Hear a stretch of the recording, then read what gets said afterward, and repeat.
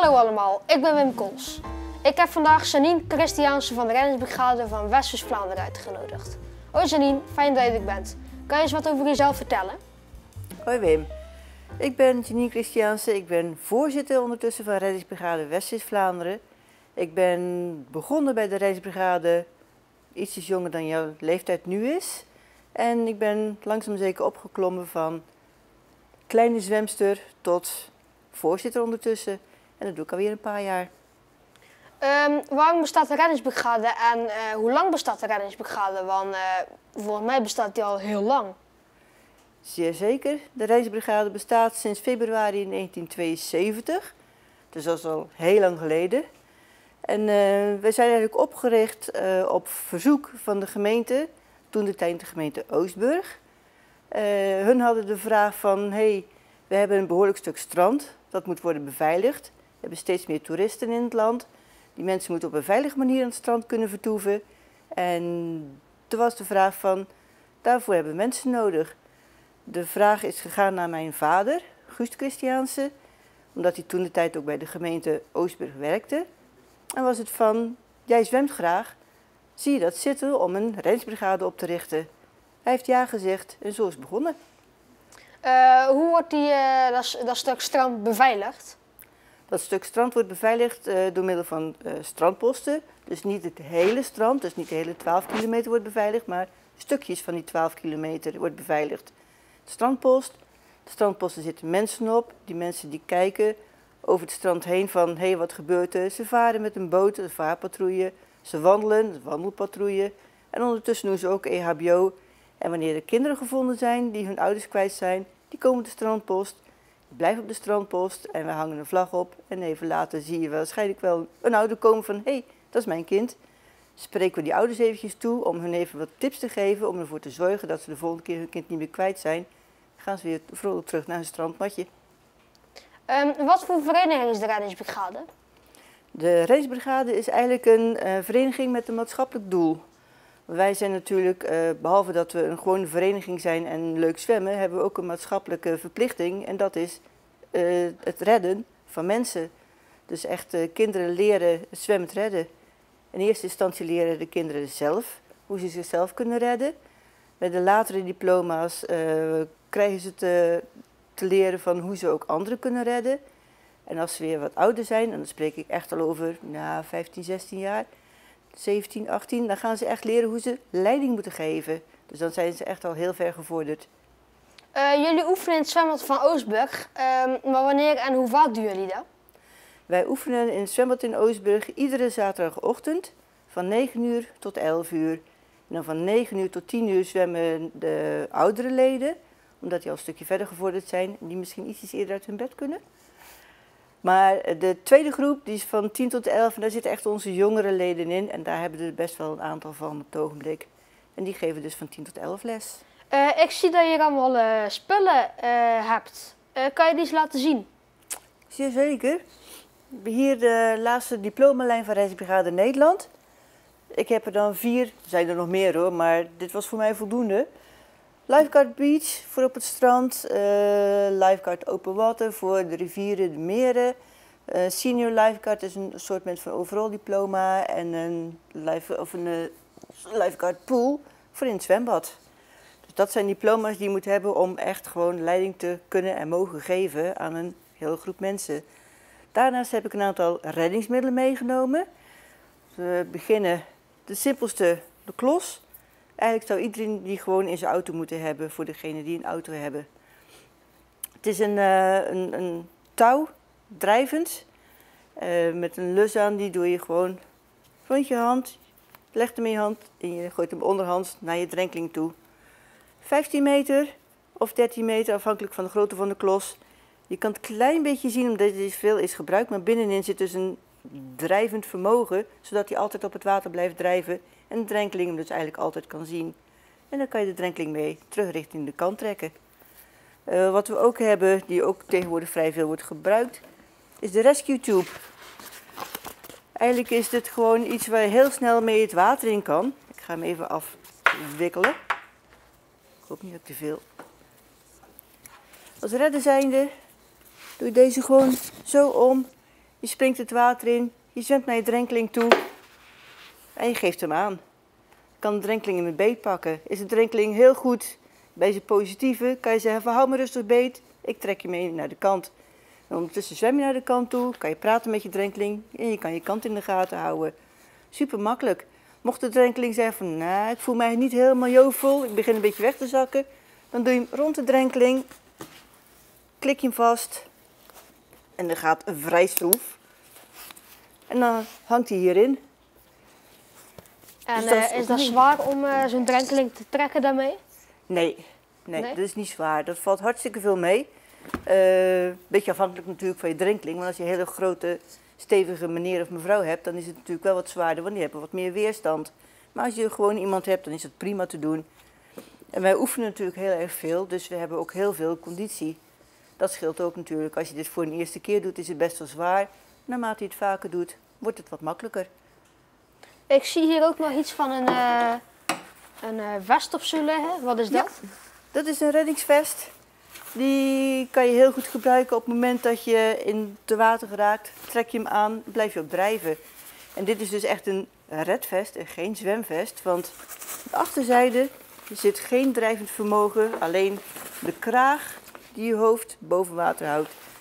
Voorzijde op je borst en je blijft zo drijven in het water.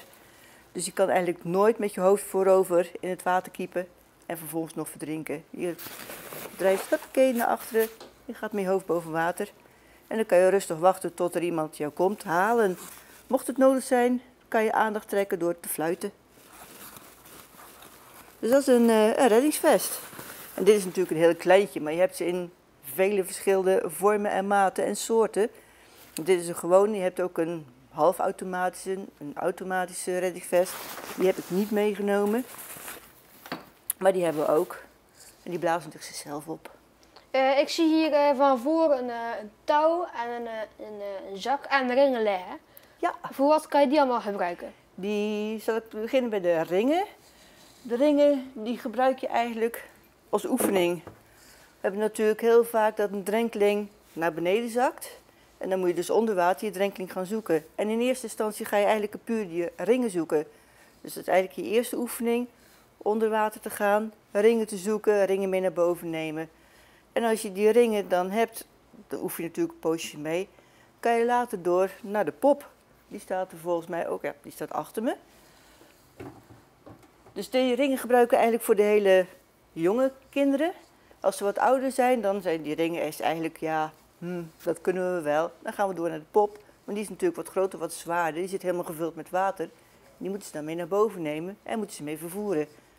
En die pop die kan je toch ook mee vervoeren? Dus dat je gewoon door het water ermee haalt, dat er gewoon lucht in zit. Ja, dat kan ook. Er zit een doppen op, dus die pop die kan blijven drijven op het wateroppervlakte.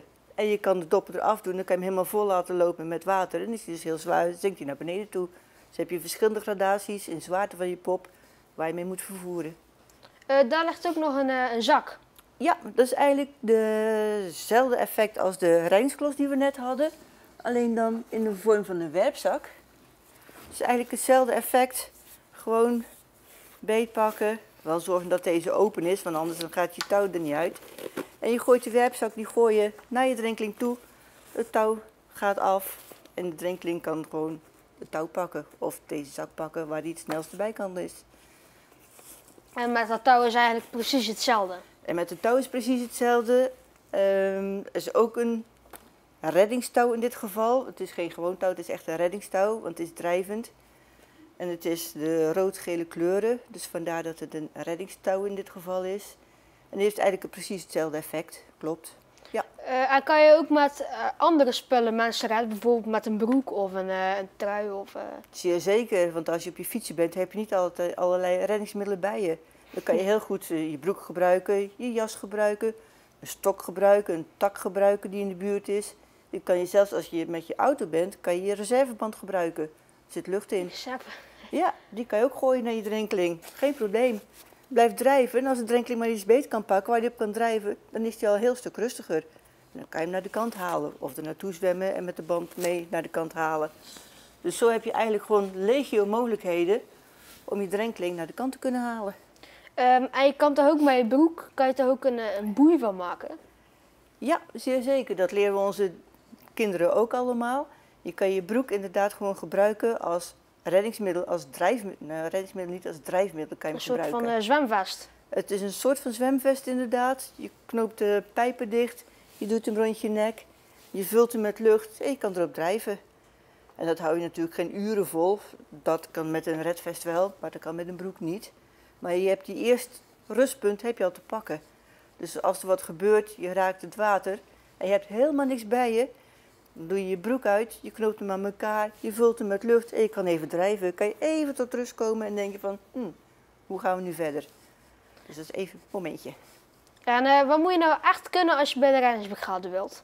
Zwemmen. Ja. Hoofdzaak nummer 1, je moet goed kunnen zwemmen.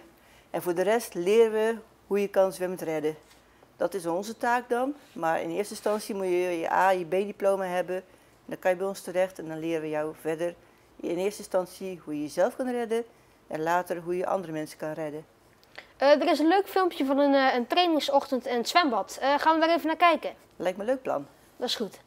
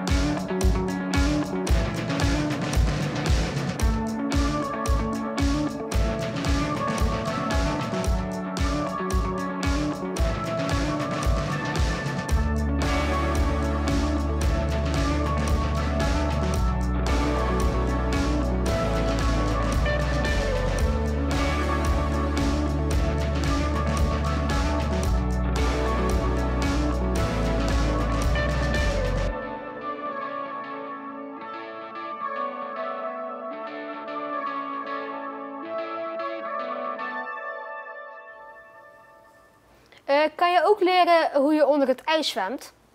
Ja, zie je zeker. We hebben 1 keer in het jaar doen we het ijszwemmen.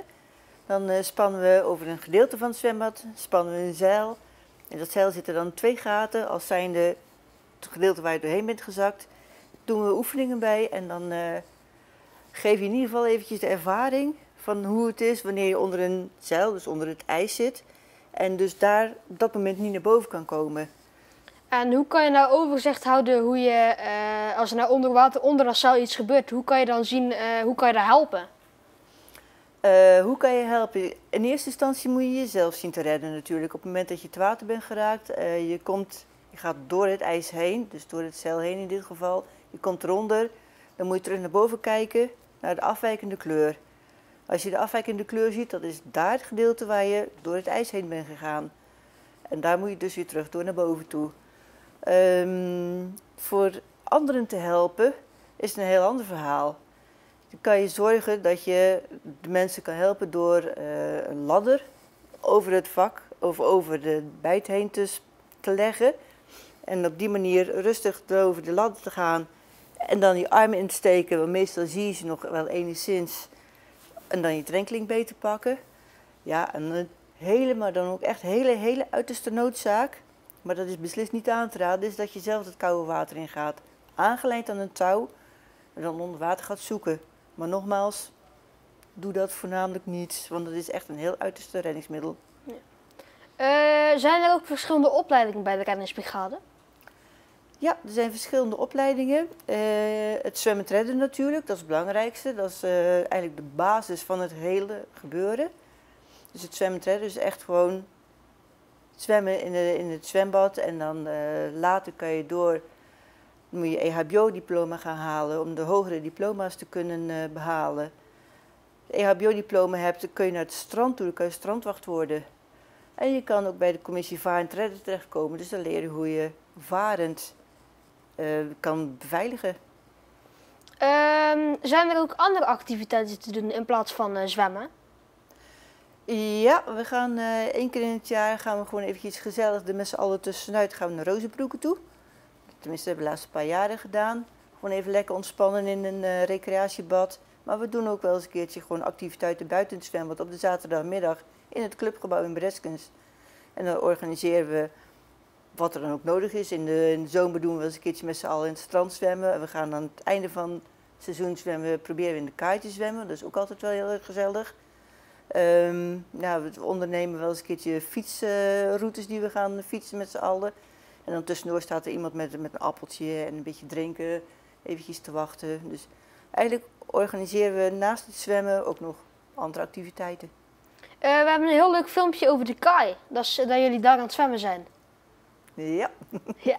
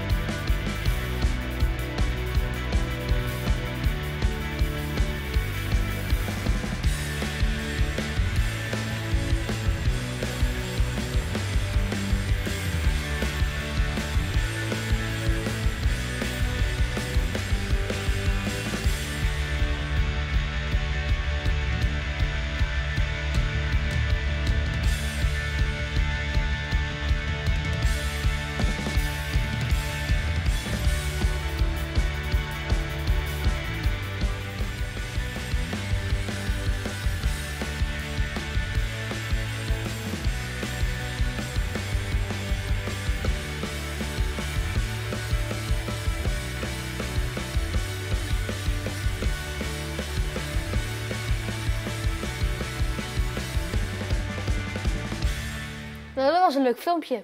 Ja, dat was het zeker. Zwemmen in de kaai is ook een leuk onderdeel om te doen. Jullie varen ook met boten, maar wat voor boten hebben jullie nou precies? We hebben 2 boten. De ene is een langzame vlet, daar hangt een 10 pk motor achter. En die is echt voor de zwemmers te beveiligen in de zwemwedstrijd. We hebben ook een snelle vlet, daar hangt een 80 pk motor achter. En die is echt voor de zwaardere evenementen, zoals Sailing Breskens. Dus die hebben we daar echt voor nodig.